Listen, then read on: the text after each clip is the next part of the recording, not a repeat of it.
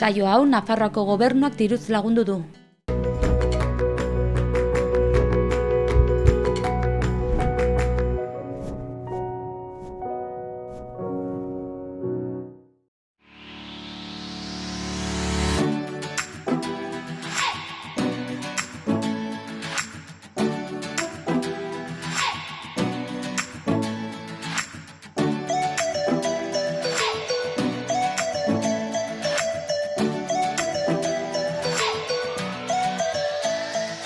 Arratsaldeon, gaurko egunean bi elkarrizketa ditugu prestatuta arratsalderako.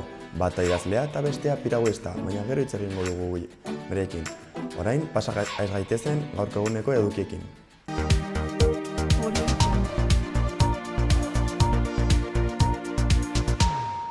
Goazen gaurko efemerideekin. Kristo aurreko 323 urtean, Alexandro Handia errege eta buruzagi militarra hil egin zen 32 urte zituela. 1927an bestalde Spencer Tracy aktorea hil egin zen. Guess Who's Coming to Dinner filma izan zen bere azken lana.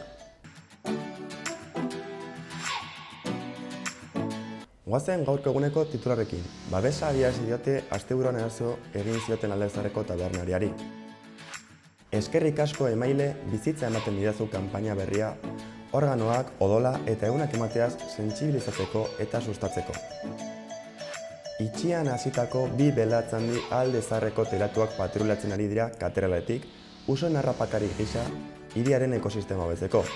Horrela, Iruñeak bate egin du beste hiri batzuetan, Madrid, Barcelona, Zaragoza eta Sevilla kasu jada abiatu den ekimenarekin. Zaborraren inguruan egindako proiektuengatik saria jaso dute Nafarroako 9 ikastetxek. Nafarroako ospitaleguneko boluntariotza taldeak zaurgarritasun egoeran zeuden 150 gaixoi lagundu zien 2018an. Baso zuten aurkako udako kanpaina hasi da.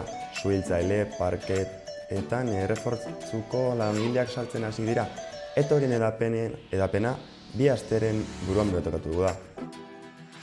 Bilabe esan bidaiatzerakoan jokaera egokia izateko sentsibilizazio kanpaina.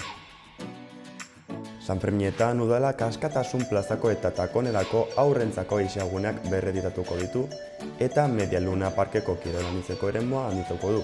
Jolas eta jardura guztiak doan dira eta 0 eta 12 urte bitarteko aurrei zuzenduta daude. Kirolari aldiz 8 eta 14 urte bitartekoei.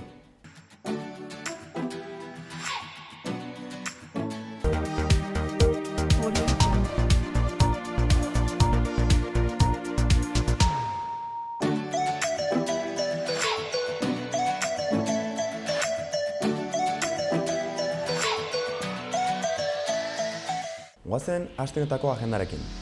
Gaur Ziudadelan Panoptiko erakusketa egongo da. Ziudadelako Labea aretoan. 10:00 gaueko 9:30 arte izango da. Entrada librea. Gaur ere, arratsaldeko 7:00 8:00 arte, haiku eta haibun tailerra egongo da Nafar Ateneoan. Sarrera librea da. Bihar baluarten Porrota ala garaipena, Euskadiko Orkestra Sinfonikoaren kontzertua egongo da. Ordua arratsaldeko 8:00 izango da eta sarrera 35 euro balio du. Asteazkenean, Pioneras 3 dokumentala eta solasaldia egongo da Burratako kulturetxean. Arratsaldeko 8:00 izango da eta sarrera librea izango da. Asteazkenean ere, Zentralen No More Blues kontzertua izango da arratsaldeko 9:30 ardietan. Sarrera librea da. Ostegunean, Maili Zubeldiak kontzertua eskainiko du erraldoien txakoan. Ordua, arratsaldeko 8:30 izango da eta sarrera librea.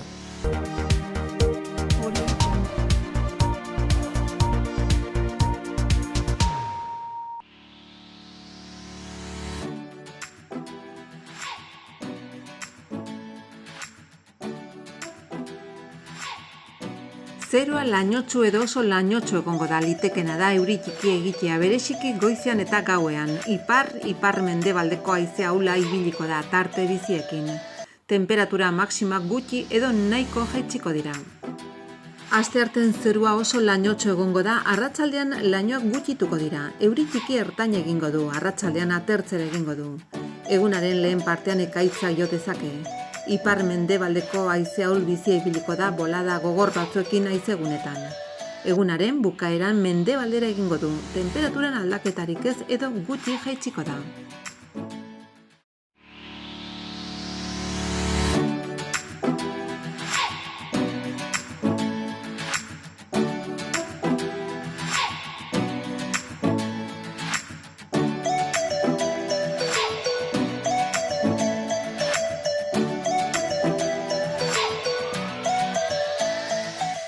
Goazen eguneko egunkarien azalak errepasatzera. Diario de Navarrak bere lerrobulu nagusian 9.500 nafartarrek emergentzietarako medalaia erabiltzen dutela azaltzen du.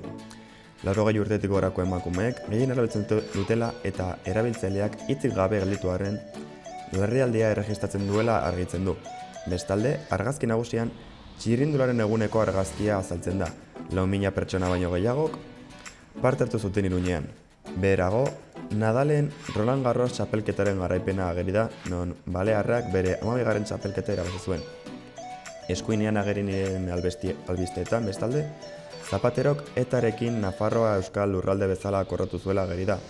Beherago, Jarota kaleko ostalariaren aldeko kontzentrazioaren tentsio uneak aipatzen ditu, eta azkenik, Guardia Zibilak Noaineko aduanan konfiskatutako janari exotikoi buruz hitz egiten du. Pasa gaitezen Diario Notiziasera, berritular nagusian bakarrik bizi diren 75 urtetik gorako pertsonen kopurua 115 igo egin dela azaltzen du. Nafarroan 30.700 dira, 190 emakumeak. Gazte eta adindunen arteko bizikidetza helburu dela esaten du. Argazki nagusian, bestalde, txirrindularen egunaren argazki bat ageri da, un día rodado titularekin. Egunkarien ohiko aldean, Nadal eta Irribarriaren garaipenak azpimarratzen dituzte, bata Roland Garros irabaztea eta besteak manomanista txapelketa. Bestalde, Nafarroako kanalaren ureztatzaileak 25 kultibotik 57 iritsi direla aipatzen du. Gainera, Sánchezen kontrako erronda ere komentatzen du eta erronkariko gazta eta etxauriko gereziaren festari buruz hitz egiten du. Gara egunkariak, bestalde, bere azal nagusian atzo ospatutako jaialdiren argazki bat ageri du eskerrik asko titularekin.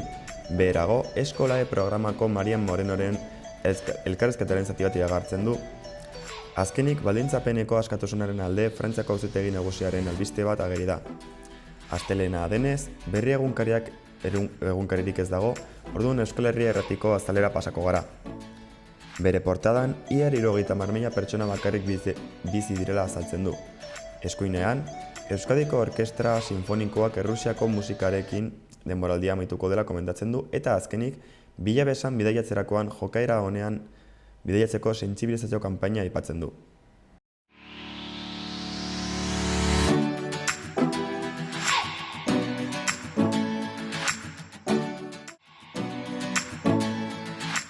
Goazen gaurko eguneko albiste nagusiekin. Barañengo albisteekin hasiko gara.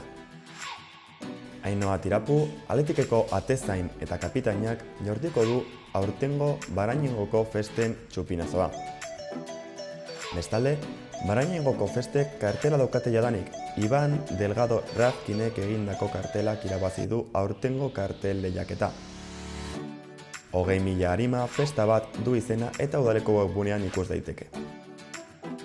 Antxonekin jarrituko dugu. Aurrekontu parte hartzaileen bozkaketak luzatu egin dira. Ekainaren 12 asteazkenera arte luzatuko dira bozkaketak. Arangureneko albistekin jarraituz, udako instalazioak gehiegi betetzeko dagoen arriskua dela eta Aranguren Ibarreko udalak besterik jakinarazten den arte, errotuta ez dauden pertsonen udaleko kiroldegiko instalazioen abonu eskaerei ez erantzutea erabaki du. Iruñeko albisteekin amaituko dugu. Larunbat gauean dozenaka pertsona kontzentratu ziren Jarota kalean Katuko tabernariari egindako erasoa salatzeko. Ostalariak, tabernariak eta komertzanteak Jarota 13 aurrean elkartu ziren. Bertako eraikinean erasoen ustezko autoreak zeudela argudiatuz. Kontzentratuek droga trafikoan murgilduta daudela egozten zieten eta auzoan dagoen elkarbizitzaren hondatzearen autore bezala salatu zituzten. EH Bilduk bere partez epaitegiari eraikinaren markatu ustea eskatu egin du. Bestalde, Gaztediaren etxean hainbat hitzaldi programaturi daude, kafeteando programaren harira. gazte ludopatia, teknologia berriak edota erlazio interprofesionalak izango dira landuko diren gaiak. Informazio gehiago Iruñeko udalaren webgunean. Azkenik, Iruñeko haur eskolek elikadura sistema iraunkorra lortzeko kalitatezko produktu lokalen urteroko kontratu horniketa sinatu dute. 329.000 euroko urteroko kontratuarekin 10 haur eskola municipalen menua betetzen du.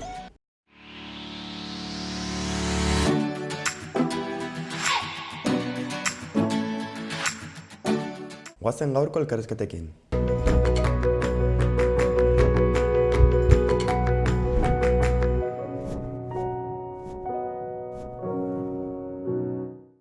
Kaixo, oraingoan Paulo Urdirozekin elkarrizketatuko gara Cluntación Pamplonako piraguestarekin. Kaixo, Paulo, arratsaldeon, zer moduz? Ongi. Vale, komentatzeko, Cluntación Pamplonako piraguesta zara, juvenil kategorikoa, eta zure kidearekin, Javier Reinarekin, ezta? Bai. Pasaden maiatzean Galizan ospatutako txapelketan zilarrezko eta urrezko dolumin bana lortu zituzten, ezta? Bai. Zorionak, hasieratik. Eta oraingoan Espainiako txapelketetara klasifikatu egin zarete, ustelen izango direnak, ezta? Bai. Hasiko gara, baina lehenik eta behin esatea, zu kabi modalitatean zaudela? Bai, kabi dela piraguismoan daude lau piragua mota, dela kabat, kabi eta kalau, eta zenbakiak esaten duten bezala. Kabat da pertsona bakarrekoa, kabi bi eta kalau laukote bat. Eta ni eta Jaurikin kabian txapelketa horretan 200 eta 500 metotan dolumina irabazi genuen. Eta badaude ere piraguismoan daude pista dela distantzia olimpikoak, eta hori bai dira garrantzitsuagoak, eta distantzia olimpiko hauetan dira bederatzi kale, eta orduan dira 200 edo 500 edo 1000 metro, dira zuzenean, zu bakarrik zuen kontra. Eta badaude maratoi edo 500 metroko regatak, dira zenbat pertsona, 20 edo 100 edo dakizen bat, atatzen da batera, eta hor bai elkartzen dira, eta hola hartu eta bira eman behar dira, eta askoz ere konplexuak dira. Zuentzat, zer moduz izan zen esperientzia hau Galizian izandako txapelketa maiatzean horretutakoa?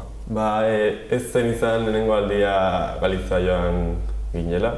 Izan ere asko bidatzen dugu, Asturias, Sevilla, Extremadura, Zamora, asko bidatzen dugu, penintxula batez ere. Baita ere Frantzian joan gara batzutan, baina ezagutzen dugunez kanpo hori, nahiko ezaguna zen, eta oso berezia izan zen, Daramagulako urte asko laugarrenak geratzen beti, eta bat-batean, egun batean, bi dolumina hor bat-batean, izan zen nahiko harrigarria guretzat, eta klub osoarentzat, noski. Ez zenuten espero? Zaila zen, noski, eta gainera aurreko kopan, 1000 metrokoan, oso gaizki egin genuen, piragua gaizki egin da zegoelako, eta orduan erortzen ginen, ez egin eratzen, baina ia, eta orduan 20 piko garrenak hartu ginen, eta orduan bat pixkat, ea nola ateratzen duen, baina azkenean oso ongi ateratzen. Azkenean esfortzuak ere merezi du. Esfortzuari buruz hitz egin da, zuek ere entrenamenduak izango dituzute, astero. Orduan, zer nolako entrenamenduak izan dituzute ekotasunean eta batez ere txapelketetara bideretutak? Entrenamenduak batez ere behizten dira bizatitan. Dira, neguan kilometro asko eta gimnasio asko, volumen asko. Eta gero urtarrila pasata, da gero eta serie motzagoa, gero eta potentzia gehiago. Eta hasieran denbora asko behar da, dirako 20 kilometro eta hori da, ia 2 ordu uretan, gimnasio gero edo korrika egin, eta hori gero klasea edo zin gauza egiteko, ikasteko edo oso zaila da egitea. Baina bai, esfortzu handia behar da, eta batez ere konstantzia asko, nielako 6 egun astero,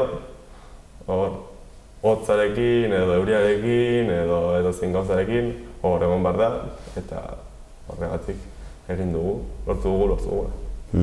Komentatu duzu, hori, esfortzu asko eskatzen duen kirola dela, eta igual klaseekin, lanarekin ere bat ere egitea zaila izaten dela, normalean. Bai, niretzat, gaina ereduko naiz, eta 7 ordu dira, bigarren batxillergokoa, eta horren urte zaila izan da, ia jangabe joaten nintzen 3:30, 4:00 entrenatzeko, Javirekin, eta hori askotan ez nuen ez da jaten denborarik ez duelako, eta gero zerbait jan, ikasi, etxera eta lo egin indarrak ez ditulako. Eta noski lagunekin oso gutxi ezer, eta jaiak ezer gutxi ikasi, entrenatu, lo egin eta gan.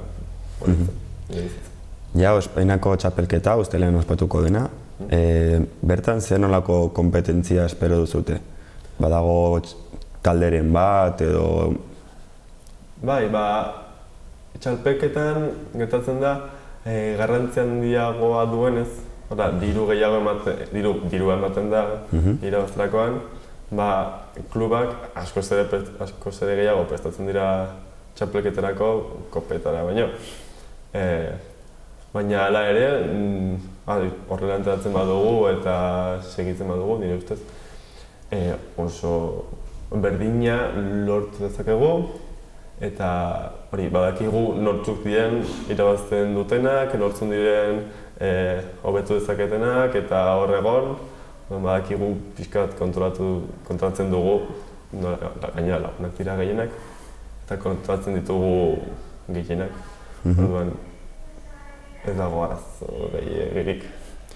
Badago proba edo kategoriaren bat, non badakizuten aurkeztuko zaretela, edo ja ikusiko duzute zer probaetan aurkeztuko zareten? Badakigu noski 205 metrotara, eta badago ere 1000 metrokoa, baina direnez 3 egunetan regata guztiak agian hobeto ailegatzeko proba horretara agian deskantzatzen dugu, eta proba horiek hobeto egiteko, ez dut beste zer egiten. Hasi zarete ja entrenamenduak prestatzen txapelketarako? Bai, badagoenez maratoi txapelketa dela oso ezberdina dirako 20 kilometro, 200 metrotik 20 kilometrotara, eta prestatzen gara mix bat dela pixkat abiadura, baina resistentzia asko. Maratoi txapelketa hori delako selektiboa Europako txapelketako. Eta orduan, agian lehenengo edo bigarren postu bat lortzen badugu, Frantziara joango ginateke konpetitzera Espainiaren izenean, eta hori da baita ere helburu polit bat. Noiz dira Europako txapelketak?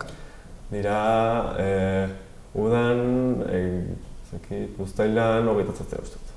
Eta Espainiako txapelketetan lortzen baldin baduzute postu ona edo dolumina, klasifikatu zaitezkete Espainiakoetara? Osa, barkatu Europakoetara? Bai, hori da. Eta joango ginateke Frantziara. Eta Europaren kontra, Beste kategoria munduko bat. Bai, beste salto bat. Zuen taldean, Glontazian Pamplonako taldean ere, beste bi kidek ere lortu zituzten maila honak, marka honak, direla June Aldaregia eta Aida Tirado, ezta? Neskak zer moduz beren esperientzia ere?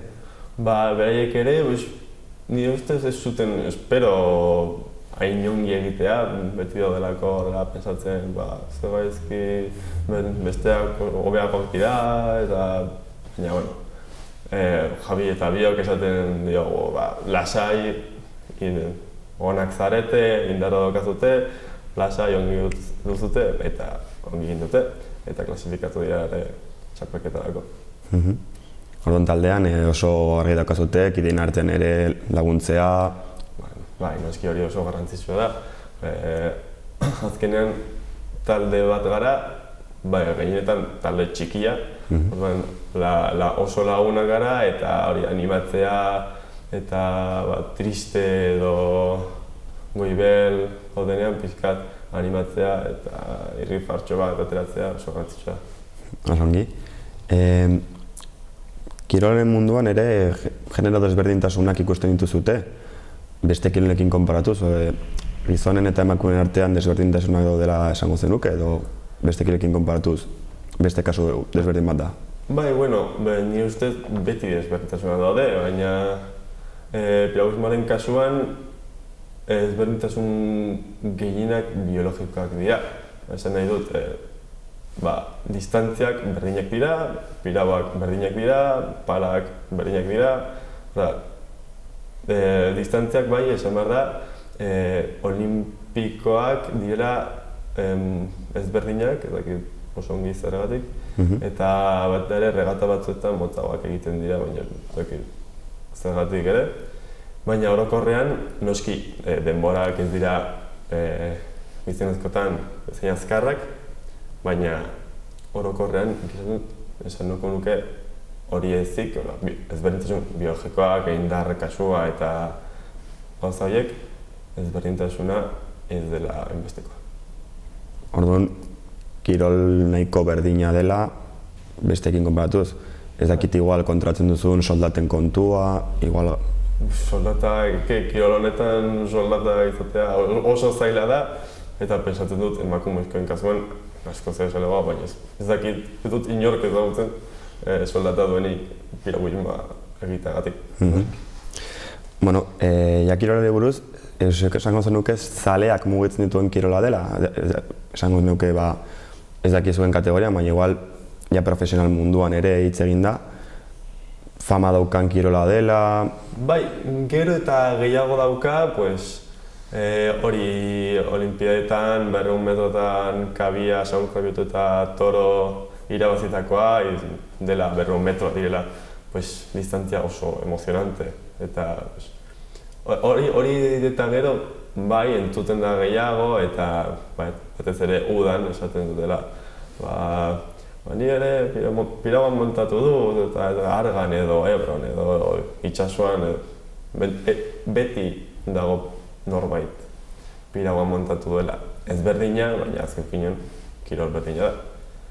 Ez dudan, bai ezagutzen da, baina ez dakiten beste zale dituen, noski futbol edo basketbol edo beste kirol batzuetan, baina bai gero eta gehiago ezagutzen da eta hori eskatzen da. Non jendea animatzen da, konpetitzetara ikustera, igual telebistaren botatzen dituztenean ere, ikusten duzu areta gehiago arreta ipintzen duela kirol honetan, interesgarria delako edo... Bai, gero batez ere familia, taldea eta hori badakik ikusten dutela, baina publizitate gutxi egiten da ere, orduan inork ez daki noiz diren txapelketak edo munduko txapelketak edo Europako txapelketak, eta orduan ez dira inbeste ikusten, baina nire ustez horregatik, publizitateagatik, agian jakingo balute ikusiko zuten, ez dakit. Orain bai komunikabideetan hasi dira beste kirolak ere komentatzen, bai ekipo maskulino eta femeninoak, beste kiroli ere garantzia ematen ari zaiete futbolaren hegemonia kentzeko, eta orduan uste duzu igual etorkizunean ere piragüismoak garantzia izango lukeela informatiboetan edo konpetentzietan? Bai, nire ustez agian bai, baina beti denez kirol hain berezia, behar duzu ura berezia, mugitu egia ezin da izan, profunditate bat izan behar du, gero piragüak ere oso bereziak dira, agian kirol bereziegia da, baina abidez futbola edo zein lekutan egin dezakezu, hartu baloi bat eta zelai batean, jakin dezakezu, piragüismoa nahiko berezia da. Orduan, agian ezain beste, baina zertxo baita gehiago, bai, eta espero dut. Ja, gauza pertsonari buruz hitz egin da, pentsatu duzu noizbait, igual etorkizunean, profesionala zarenean, Joko Olimpikoetan konpetitzea, gustatuko litzaizuke? Bueno, bai, noski gustatuko litzaizuke, baina arrazoa da, kabian ezin da klasifikatu, kabi bezala, klasifikatu behar da individualki. Eta individualki, Javi eta biok ez gara inindartxu elkartzerakoan bezala. Eta hori da, nire ustez, kabi on bat da edozein distantzian jartzerakoan ongi edo eroso daudenak. Eta adibidez, gu 200, 500 edo pasadan astean Bilbon, maratoi txapelketan 8.000 metroetan, baitere bigarrena jabatu ginen. Eta orduan da, 200, 500 eta 800 metroetan, bigarrena jogatzea, nire ustez, hori da oso seinale ona, eta beste inork ez du egin. Eta kabian klasifikatzea posible balitz, agian bai, baina individualki ez gain ezan indartxu, zain ikusten dut ailegatzea maila horretara. Baina nala ere, zaila izan arren, posible da, ez da, esfortzua ekin eta dedikazioarekin uste duzu iritsi zaitezkela horrelako mailetara. Bai, baina orain unibertsitatea hasi, ikasketak, noski gehienak, olimpiadak egiten duten gehienak, edo poliziak, edo suhiltzaileak, denbora gehiago daukate entrenatzeko, eta gehienetan dira bi entrenamendu egunero, eta hori da asko zer gehiago, denbora, eta ezin duzu beste zer egin, eta sakrifizio oso handia da, eta alba da egingo dugu, baina oso zaila da, eta noski ilusio asko, ilusio handia egingo dugu. Bueno, ilusioa galtzen den azken goza da, esaten da. Zorte hona opa dizuegu txapelketan, eta hurrengo txapelketetari begira ere. Mi esker. Mi esker etortzagatik. Mi esker zuei.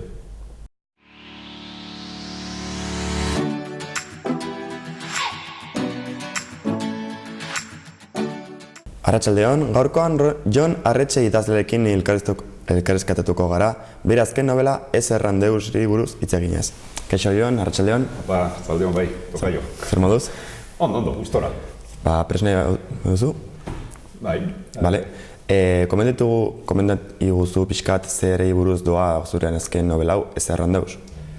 Da Ture Sasi detektibe ikertzailearen 6. novela. Eta lehenengoa herri girokoen artean. Zorin artekoak denak izan dira oso urbanoak, hiri girokoak ez. Eta azkenen honetan egin dut esperimentu bat, abezera ateratzen da, eta herri txiki baten kokatu dut. Nafarroko herri txiki baten hain zuzen. Eta pixkat argumentua... Ez dakik gure ikusleek ezagutuko duten Ture, badezpada esango du zer da Afrikar bat ilegala, paper gabea, patera pisu baten bizi dena Bilboko auzo oso berezi baten, San Franciscon. Milaka etorkin daude eta betiko prostituzio gune izan da, droga, trafiko handia egon da, heroinak asko zigortu du auzo hori. Eta, hor bizi izan da hainbat urtetan Ture, hor bizirik iraundu ahal izan duen bezala, baina jasan ezin egiten zitzaion egoera, batez ere poliziaren presioagatik, poliziaren txibato bihurtuta zegoen, egoera oso eskasa zeukan, eta erabaki zuen alde egitea, eta zer egin zuen, bilatu aber nora joan ziteken, eta gogoratu zen lagun bat zeukala, paterakide oia, Nafarroko herri txiki baten, kontaktuan ipini, eta tipo honek Adamak lortu zion, lan bat, ez dakit esan leike lan bat, baina zer egin bat, ardiak zaintzen artzain zoro batentzat. Eta hor bukatzen dut Turek, ardiak zaintzen badirudi azkenean lortuko duela bakea eta denetik deskonektatzea eta hori, baina ezinezkoa dako. Bere patua jarraitzen dio eta gauza komplikatuko zaizkio eta denetari gertatuko zaio. Esan duzu, horrengo honetan, gune ruralean kokatzen duzula Tureren historioa. Uste dut esan izan duzula, rural noa bezalako novela bat ez zenula inoiz idatziko. Hala ere, horrengo honetan idatzi duzu. Orduan galetuko nahizuke, zer dela eta iritzi aldaketa hau. Egin dut Groucho Marxek esaten zuen bezala, ezta? Hau dira nire printzipioak, baina ez pasezkizu gustatzen, beste batzuk atarako ditut, eta nik hori egin dut, nik humorez hartzen dut.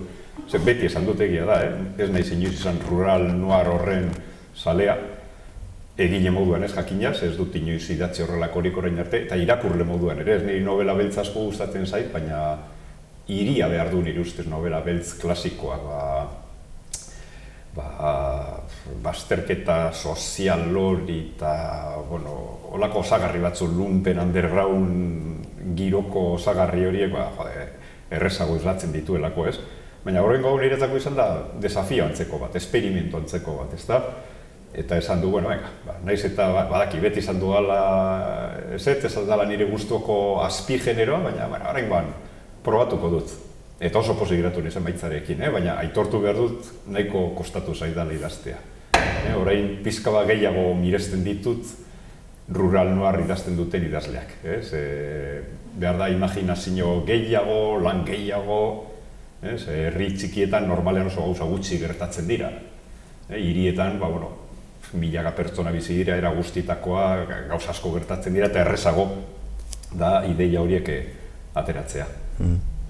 Patua hori buruz hitz egin duzu, novelan importantea dela. Baita ere esango zenuke patua eta erredentzioa liburuaren gai nagusiak izango litzatekela? Bai, Turek bera gainera esaten du momentu batzutan, ez da, badirudi, hau da paradisu bat itxuraz, ez? Herri txiki bat, Nafar Pirineokoa, orbe izena dukerri imaginarioa da inorez moskeatzeko, ez da, dirudi hemen bai lortuko dodala behingoz, bakea, gutxienez bake hori, lasaitasun hori, eta ez egotea beti pendiente, poliziak noraino estutzen nauen, eta zer egin behar dudan haientzat, hemendik ez botatzeko, eta alako hausak, baina alako baten berak esaten du, baina alferri da, nire patuak jarraituko dit, noan lekura noala, eta pizkate etxita, esaten ditu hitz horiek, ez da, Turek, karo, bazukan esperantza, behingoz lasai bizitzeko, baina ezinezkoa da. Patua edo kasualitate edo nahi duzu moduan deitu, baina zer horre beti jarraituko dio edo nora. Ikusiko dugu, irakurtzerakoan. Argi dago, novela beltzearen zalea amorratua zarela, orduan duko nizukea, badaukazun referenteren bat, idazle esanguratxoren bat, referente hartu duzula, norak idazterako orduan? Bai, asko daude munduan jakina. Ni egiazeko nordikoak esaten direnak, Ipar Europakoak oso modan egon dira aspaldik urteotan, baina niri zeizkit inoiz gehiago gustatu idazle honak dira, eta ondo idazten dute eta hori, baina niri gehiago gustatu zeizki beti jatorrizko amerikarrak. Batez ere Chester Himes da afroamerikarra, eta orduan arrasaren zer hori bere beti agertzen da bere nobeletan, Harlemen kokatzen ditu normalean, kritika soziala handia dago, baina umorea ere bai, umore beltza, novela beltzaren barruan oso ondo txertatzen dena. Gero, Hammett eta beste hainbat ere gustatzen zaizkitez, baina bat esan beharko ganu referente moduan Chester Himes esango nuke. Gero, Frantzian daude idazle oso ona baita, nire asko gustatzen zaizkidenak, hainbat daude, Lemaitre eta Bale aspaldi honetan, baina Jean-Claude Izo ere, bere Marseillan kokatzen dituena bere novelan, eta gero, Melville auzoan Parisen kokatzen dira beste hainbat novela Malozan familiarenak, eta horintze datorki burura justu idazlearen izena desastrutzen nahi izena gogoratzeko, baina novela frantsesa beltza asko gustatzen zait, eta gero hainbat idazle solte ere bai, ez? Baina esaterren Amerikarrak eta lehenagokoak klasikoak eta oraingo frantsesak igual horiek dira nire gustokoenak, nire referente nagusiak. Ture pertsonaiarekin berriz ere sortuko gara. Esan duzu lehen, 6. liburua dela hau, 6 historia luzea, historiatxoak, baina galdera da, ea nolatu zitzaizun, detektibe honen ideia, pertsonaiaren sorrera, zer dela eta? Zerbait originala bilatze erren. Nik lehenago baneuzkan idatzita beste novela beltz batzuk. Lehenengo idatzen dituen bi parodia antzekoak euskeraz bakarrik argitaratu ziren, nik euskeraz idazten dut jakina, ez? Eta Manila Konexioa eta Kleopatra. Eta gero ja pixkat aldatu nuen estiloa eta kokatu nituen nire novelak atzerriko hirietan, nire gustoko hirietan. Hartu nuen Paris, Lisboa, Istanbul, Tanger, eta hiri horietariko bakoitzan kokatuta idatzi nuen novela bat, zehara joan nintzen inspiratzera, ideiak ataratzera eta idaztera ere bai.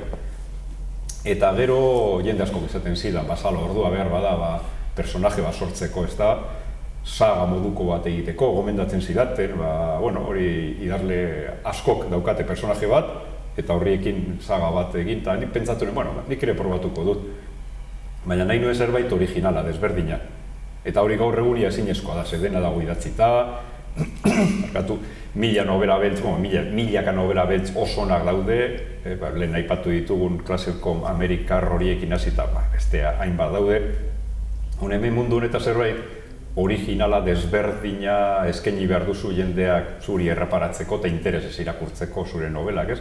Eta nire buruatu zitzaidan, asmatzea afrikar bat, ipini behar betiko polizia oia, gaina ze polizia, hemen irakurlea sentitu behar du empatia pizka bat personaje nagusiarekin, gustora irakurtzeko, eta hemen gure artean polizia ez da inoiz izan, ze jarri behar duzu, polizia nazionala, guardia zibila, ez dakiz, eta berdin, foral bat, orain badaude personaje batzu foralak novela beltzen protagonistak, ertzainak ere badaude batzu novela beltzen protagonistak, niri beti interesatu zai gehiago legearen bestaldean daudenak, ezta? Eta orduan bururatu zitzaidan, etorkin ilegal bat, Hor lehen aipatu dugun Bilboko San Francisco auzo berezi horretan bizi dana, egoeraneko negargarrian, baina bururatu zitzaidan tipori bihurtzea ikertzaile antzeko zerbait, eta horrek aukera ematen zidan bide batez, niri asko interesatzen zaidan azpi mundu hori ataratzeko eta erakusteko jendeari. Askotan hemen daukagu gure artean, baina edo ez dugu ondo ezagutzen, edo igual ez dugu ez da ezagutu nahi ere. Eta personaje originala behintzat, atera nuen. Gero sortu behar dira trama interesgarriak eta hor lana eta esfortzua dago jakina. Zure bibliografian, bai novela beltzean, bai beste mototako liburuetan, badago libururen bat non zu berez identifikatu izan zaren liburua idazterako orduan? Liburu asko daude niretzat oso bereziak, ez? Lehen bidai literatura idazten nuenean, lehenengo liburuak dena dira bidai literaturakoak, orduan batzutan neu nintzen protagonista ze kronikak ziren, ez da? Afrikan, Amazonian, Asian egindako bidaien kronikak, orduan argi eta garbi neu nintzen. Gero hasi nintzen fikzioa egiten errealitate horren gainean, orduan, zatika izan ninteken ni protagonista edo identifikatu protagonistarekin. Eta novela beltzetan egia esateko ez ni. Bai aprobetxatu ditudala, ezagutu ditudan lekuak, ondo esplotatzeko eta hori islatzeko, tramas aparte, toke exotiko moduko bat eman diet historioiei, guretzat exotikoa gira, Istanbul, Tanger moduko lekuak, ez? Baina, protagonista ezaukaten zer ikusi nirekin. Esan duzu, hasi zinela bidai kronikak edo bidai liburuak egiten. Orduan, kuriosoa da nola hortik bideratu izan zaren novela beltzeruntz. Noiz izan zen aldaketa edo zer dela eta aldaketa hori? Aspertu nintzelako. Nik bizitzan horrela egin dut beti. Hasi gustoko gauza batekin, zorionez beti egin ari izan dut nahi izan dudana, bizitzan ere bai, hori gauza handia da, eta idazle moduan ere bai. Gogoan neukan bide literatura idazteko, eta bide literatura idatzi nuen hainbat liburu.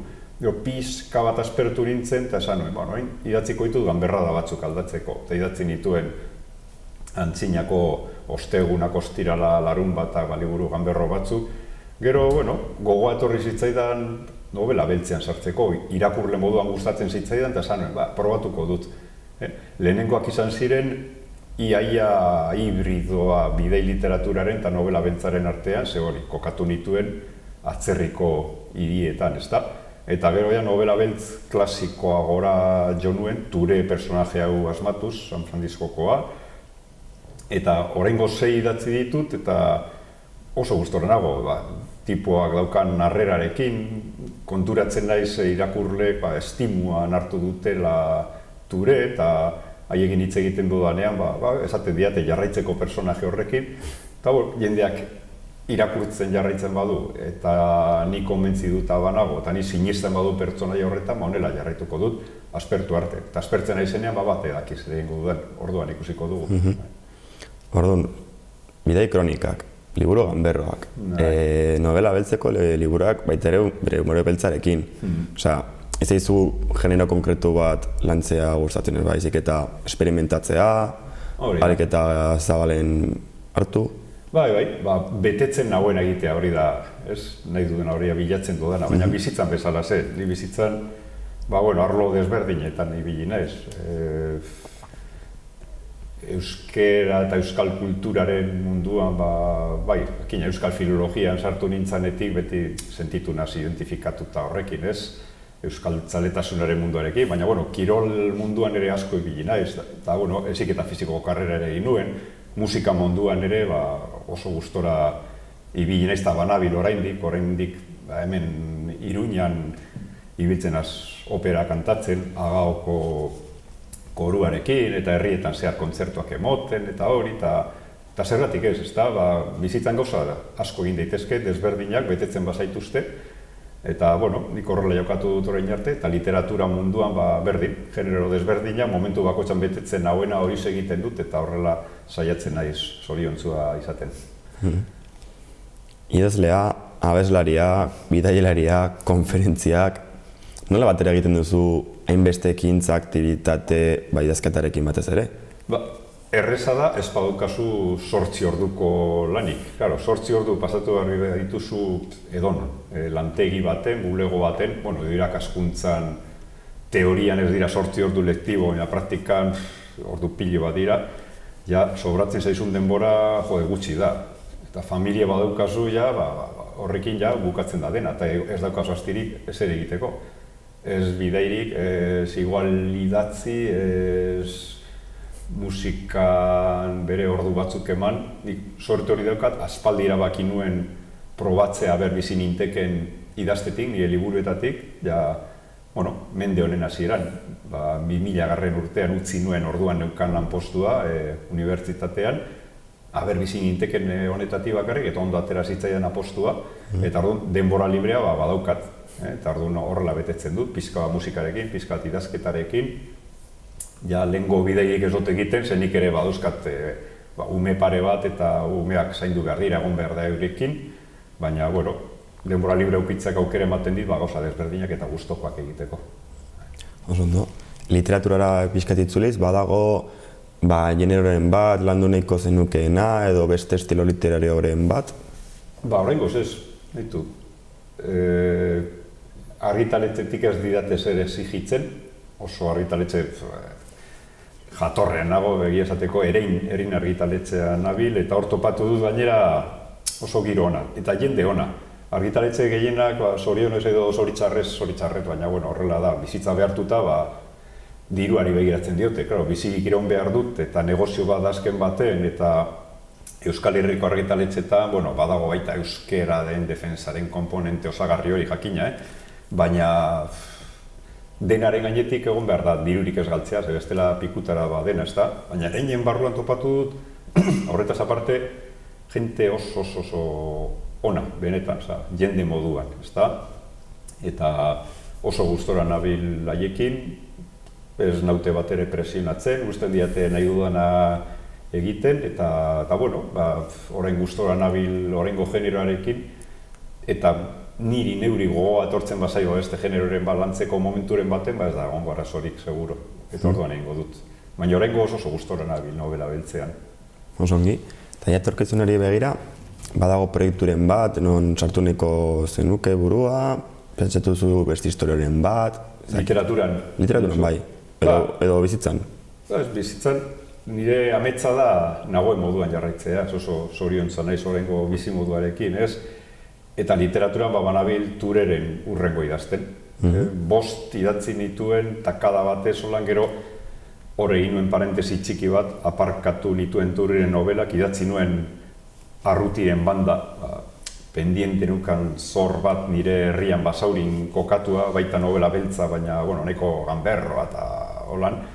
Hori itzuli naiz Turerekin, ez Errandeus honekin, 6. honekin, eta asmoa dauka beste pare bat gutxienez idazteko Tureri buruz, eta hurrengoarekin nabil orain. Orduan nire proiektua da, barize, aldudanean denbora atara eta horriekin. Idaztea azken baten hori da inspirazioa eta hori bai, baina batez ere lana da orduak sartzea hor, azteketa baterako enpoiatzen zaudenean bezala, eta nik hori behar dut orain. Hartu ordu asko, eta idatzi hurrengo proiektu hori garatzen jarraitu Tureren 7. Bueno, ikusiko dugu ateratzen duzunean, zer lan. Bai. Beste zer komentatu nahiko zenuke? Barriro eskerrak emon zuei, nitaz gogoratzeagatik, idazle guztioi gustatzen zaigu geure liburuari buruz hitz egitea, eta orduan eskertzekoa da nik kontuan hartuta dituta, elkarrizketa hau egitea. Zuri ere, mila esker, etortzagatik, eta sorte hon. Bardin, eskerrik asko.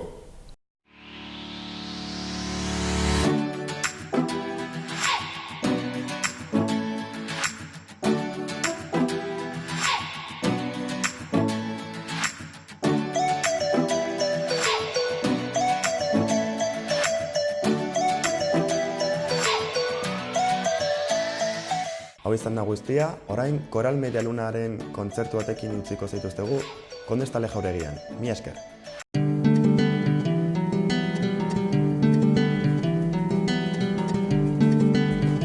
Saio hau Nafarroako Gobernuak diruz lagundu du.